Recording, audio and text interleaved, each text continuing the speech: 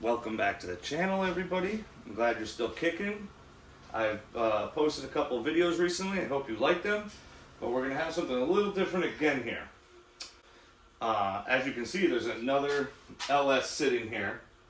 We went down to pick up him a motor, and this guy had a bunch of other motors, and it was too good of a deal. So apparently the LS deals are still out there. We got him an aluminum LC9 for his Wrangler that we're going to build.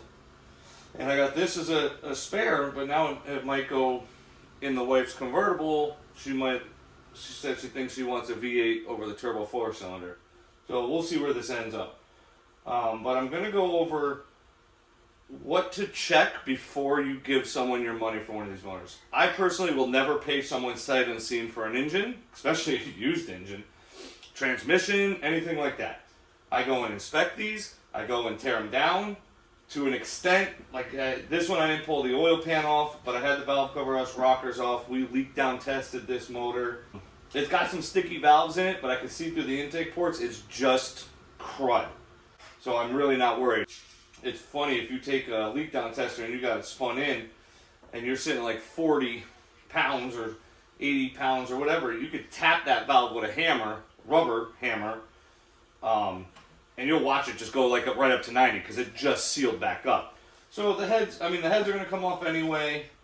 New set of lifters in it. We'll put valve springs, retainers, a cam, push rods, stock rockers. I'm probably not going to put push rods in it now that I'm saying that. It's not going to be a turbo motor. It's not going to have a supercharger. Nothing on it. It's going to be a stock motor with a cam. So this is either a 4.8 or a 5.3.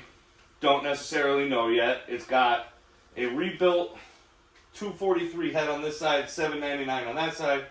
It's a Gen 4, no DOD, but it does have a cam phaser for the VVT. So it's a little bit of a weird motor. I have a feeling it's going to be a 4.8. I don't want it to be a 4.8, but I have a feeling that's what it's going to be. I don't know. What we're going to do is we're going to take out this really weird ghetto rig piece of junk drain plug they have in there, which I have no idea what's going on. See if there's any oil in this. If not, we're going to rotate it over and pop the pan and measure the rods. They interchange the pistons so much, flat tops, the ones with the crosses on it, dish, who knows. So you can't really tell by the pistons, but you can always tell by the length of the rod. 4.8 versus a 5.3, it's a different stroke. So we'll pull that off. Want to inspect it anyway. So we ended up just tearing this whole thing down pretty much. We're not going to go that far today with it. We're just going to drain the oil if there is any and pop the pan and measure a rod, see what we're working with here.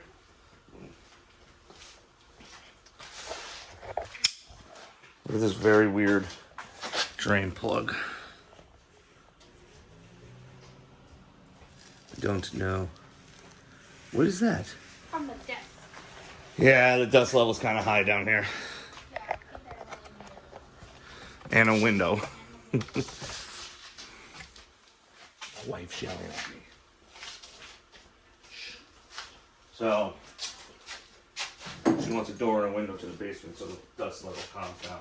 If she only knew what caused it. So, I don't know what the hell is going on here. Well, this is probably... if it goes in the Mustang, if it goes in any car I own, it's not going to have a truck pan on it anyway. That's not...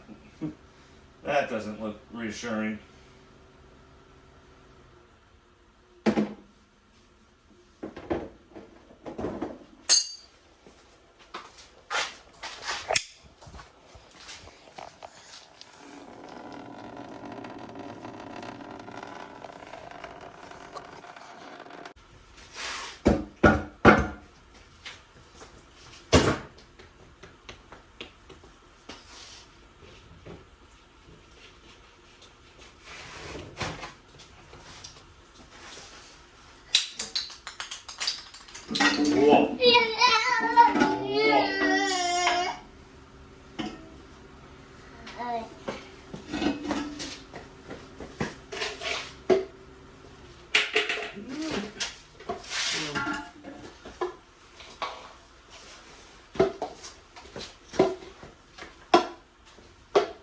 did I do with that flashlight? There's some glitter at the bottom of this pan. A little bit of metal here.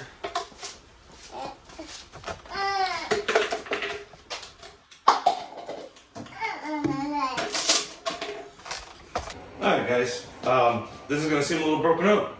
I'm in a different outfit. That's because I didn't realize my phone died. Oh, I left you guys off with taking the pan off. I took the pickup off, which there was a little bit of metal in it, and I took off the windage tray, so you could get in here and see a full view of everything going on, cranking rods and everything. I didn't realize it, but I took off all the rod caps to check the bearings. This motor has been rebuilt. It's got King bearings in it, oversized outside diameter, which I just learned that they drill the rods to make sure they're perfectly round because they're cracked rods. I have not taken a main cap off, so I do have to go in and retorque all the rod bolts, loosen them up and retorque them, but I might pull all the pistons out, clean them up, check the ring gaps, and go from there in case this, you know, just to see what they're at. I don't know, I might just retorque them. But what I was getting at about checking these motors out when you're going to buy them, hopefully you get a nice guy like I got. The guy was great. He even let us use his air compressor to leak down test them. If you've never leaked down a motor before, it's super easy. Go buy the tool. I have a Mako one that I bought 100 years ago. It's really easy. You just, on an LS, you pull the rockers off, closes the valves obviously. Thread it into the spark plug tube and you attach 100 psi of air to it, and the closer that thing stays to 100 psi, it's got 2 gauges. I don't have mine, mine's at work. Closer it stays to 100 psi, the better the engine is. 10 to 15%, 85% and up, 85 psi and up, perfectly fine. I got no problems with that. You got a cylinder sitting 40, even after you tap the valves with a rubber hammer a couple of times and it doesn't want to come up, there's an issue in that cylinder. So it's super easy test to do. It gives you a full, not a full check, but it gives you a pretty good knowledge of what kind of condition the motor's in. Once I tapped a lot of these, I don't know how long this motor was sitting. You know, this thing could have been in a junkyard for 5, 6, 7, 8 years for all I know. No oil running through it, you know, just scrudging it. Seeing the rebuilt bearings gives me reason why this oil pump looks brand new as well. But yeah, I mean, if you got 85 psi and up in all 8 of your cylinders, beautiful motor, probably buy it. The one thing it won't tell you though is if you have a trashed lifter. So a lot of these LS's, these 4.8s and these 5.3s, even the bigger ones, if they're neglected even more, eat lifters, eat cams. Lifters seize up and eat cams. So this, we're not measuring rods. I did find a part number on the crank. What's going on here? Bound it up somehow? Oh, there's a part number right here, 12553482. And if you just Google that part number, it comes up to GM 4.8 liter crankshaft. I'm not mad it's a 4.8, wish it was a 5.3, but it is what it is. You know, the motor's freaking, something's freaking stopping it from spinning. And I don't know why, because it spun over perfectly fine before. So, what we're gonna do is, we're just going to lightly bolt the oil pan back on, 2-3 bolts, flip this thing over. We gotta get the water pump off, we gotta get the crank pulley out, and then we're gonna take the cam out. Now, one thing you can do when you're buying this motor is you can flip these things over and pull this pan and get in here with a flashlight and see if there's a wrecked cam lobe. There is one on this one. I don't even remember what cylinder it is right about now. I know it's up here in the front somewhere.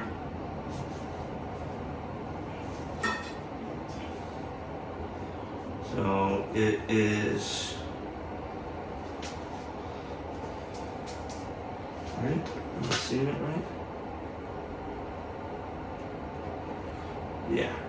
So it's cylinder one. Cylinder one lifter is gone. The cam lobe is gone. It tore the whole lobe up. So you're able to see every single cam lobe if you sit here and rotate this thing over. I don't know if a lot of people are going to allow you to. See, that keeps hitting us.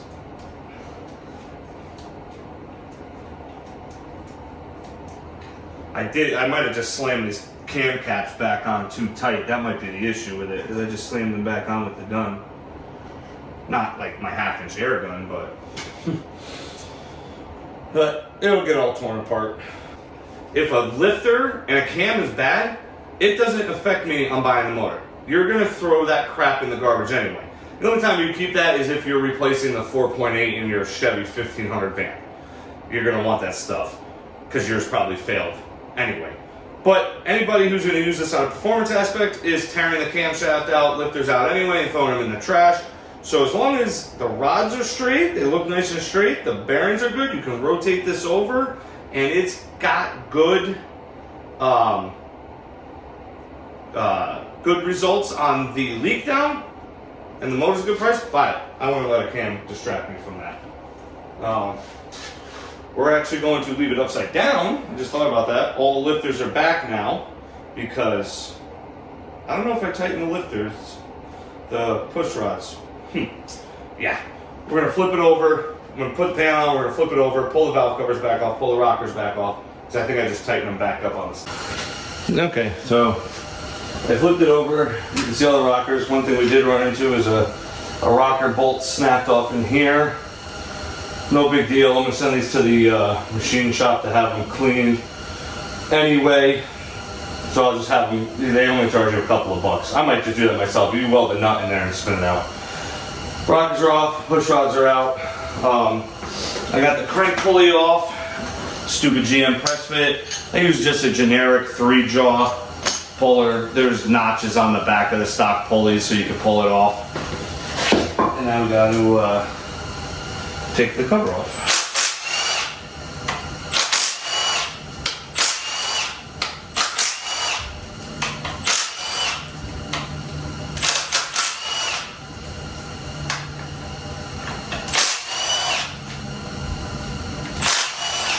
Was I talking about the whole cam phaser DVT BS? I'll probably keep this sensor though.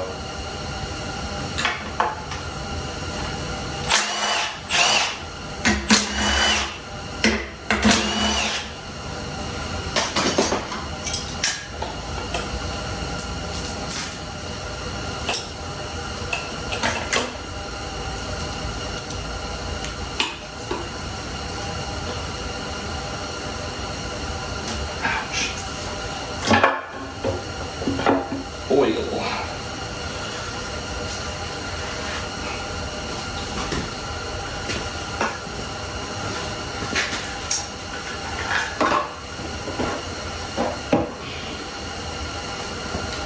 Well, see the cam nonsense going on here. It's a single bolt, usually go to a 3-bolt. See the oil pump is new. A lot of people reuse the stock oil pumps. They don't seem to have an issue with that.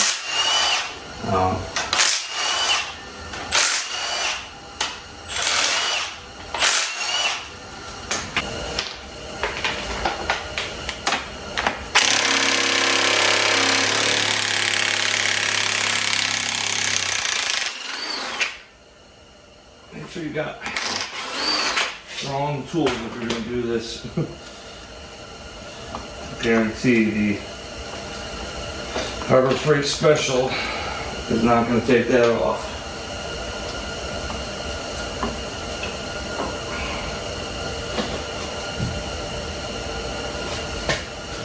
This whole factory phaser garbage, this all goes right in the garbage to me, my eyes.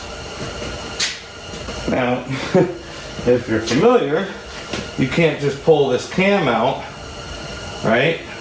You gotta take the retaining plate out. What I'm saying, you can't pull the cam out with the lifter still in. But what we'll do is we'll rotate it over. The lifters will fall back. We can pull the cam out.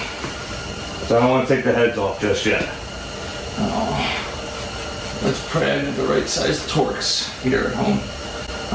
It's always a good idea to replace this when you do your cam. There's an O-ring back here, and for the couple of bucks from GM, it's worth it. Just because it will cost you oil pressure. You don't want to lose that. Aha! I got lucky. I never had a Torx set at home, but I had one at work that was kind of pieced together. So I bought a new one for work.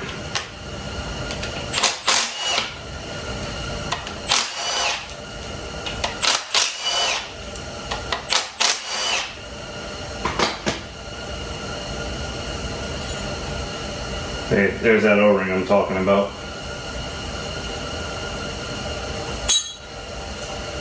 I know, if you're familiar with LSs, this is nothing new to you.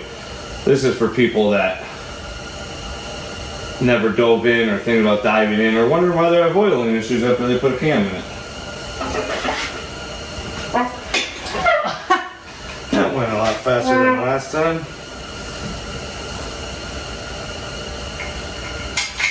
Whatever you do, don't buy an AutoZone engine stand. Total junk.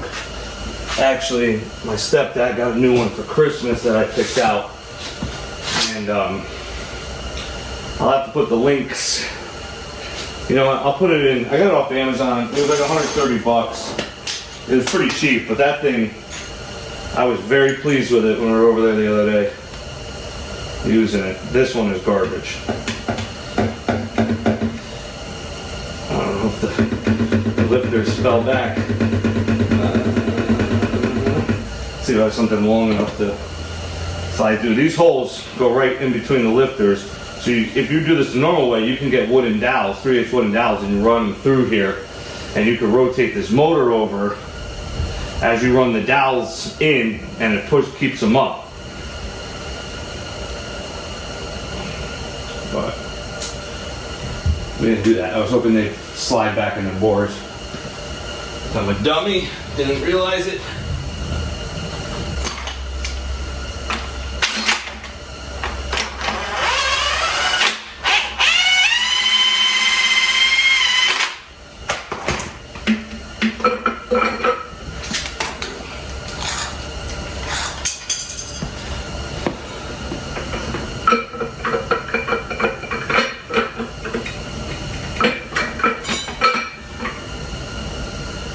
Ta-da! There is one wrecked camshaft. Clean this up so it's even easier. Oh, we got two. Two. No. See how long that one was going? There's like 8 or 9 bad lobes on this thing. You can see this thing's trash. You can see where it's wearing through the cam. I counted 9 bad lifters, but that's that's obviously the worst, but it doesn't matter when they're all shot. Okay? Trashed. Now, flipped it over, lifters fell into the pan. Bon voyage. We will put this in the corner now that I know what it needs, and what I'll do is buy parts for it later. I see a cam pop up on Facebook or something. It's a spare. I got no need for it. Bought it because it was next to nothing. It was nothing, pretty much. But yeah, we got a 4.8. I'm going to tear it all the way down, pull the cam, pull the rods, pull the pistons out, clean everything up, get this thing looking brand new. Replace all the seals. It'll be a fully rebuilt engine, cleaned, and go from there. It'll sit in the corner, and if I get a car, I just want to have a little fun in it, boom, there I go. I got a motor sitting. I know this is a lot of common knowledge to a lot of guys that follow me. Obviously, this isn't for you if you already know this information, so don't bash me about it. This is for the guys who are freshly coming in, don't know much about motors, don't know about tearing them down or how to tear down these motors or what to even check for in these motors. Quick little video for you guys. Hope you enjoyed it. I enjoyed taking it apart. I always love pulling apart motors and see what's going on. I'd love to tear the whole thing down, but I just have nowhere to put the parts right now. Guys, get in the garage, grab a cold one. It's the middle of the winter or January. Work on your hot rod. Have a good night.